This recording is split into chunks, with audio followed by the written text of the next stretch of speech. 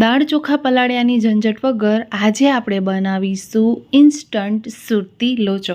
તો ચાલો ફ્રેન્ડ્સ બનાવવાનું શરૂ કરીએ। ઇન્સ્ટન્ટ સુરતી લોચો જેના માટે મેં અહીં એક બાઉલ લઈ લીધું છે। તેનામાં 1 કપ જેટલો બેસન લઈ લીધો છે। તમે ઘરની કોઈ પણ વાટકીનો માપ લઈ શકો છો। હવે તેનામાં સ્વાદ પ્રમાણે મીઠું, અડધી ચમચી જેટલી હળદર, 1/4 ચમચી જેટલું આપણે અહીં હિંગ ઉમેરી દેવાનું છે અને 3 મોટી ચમચી જેટલું ખાટું દહીં ઉમેરવાનું છે।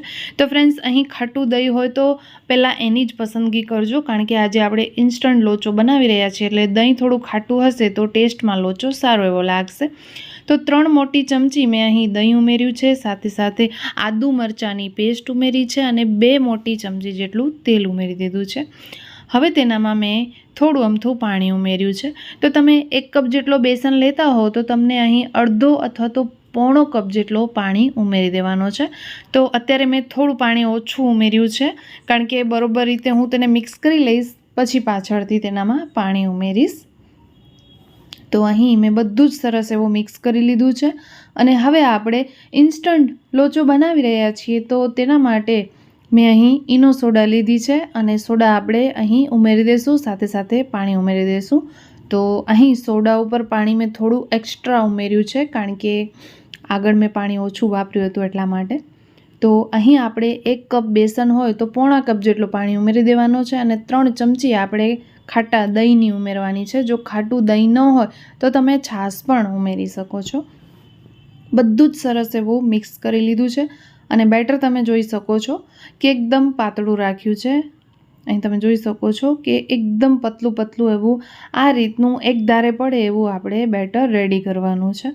તો બેટર રેડી છે। હવે સાઈડમાં આપણે તેલથી થાળીને ગ્રીસ કરી લેશું અને આ રેસીપી જો તમે ઢોકળિયામાં બનાવતા હો તો ઢોકળિયાની પ્લેટને પણ આ રીતે તેલથી ગ્રીસ કરી લેવાની છે।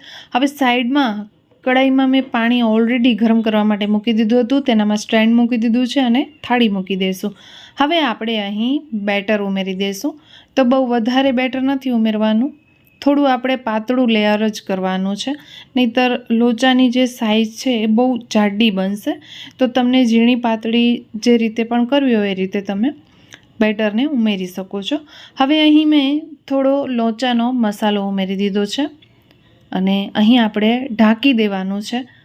લગભગ 7 થી 8 મિનિટમાં જ આ મારો લોચો બનીને તૈયાર થઈ ગયો છે। તમે જોઈ શકો છો આ રીતે આપણે ચેક કરવાનું, થોડું આપણે ચપ્પુ નાખીને નીચેથી થોડું ખસેડવાનું। જો બરોબર રીતે નીચે ચીપકતું ના હોય તો આપણો લોચો એકદમ સરસ રીતે રેડી થઈ ગયો છે।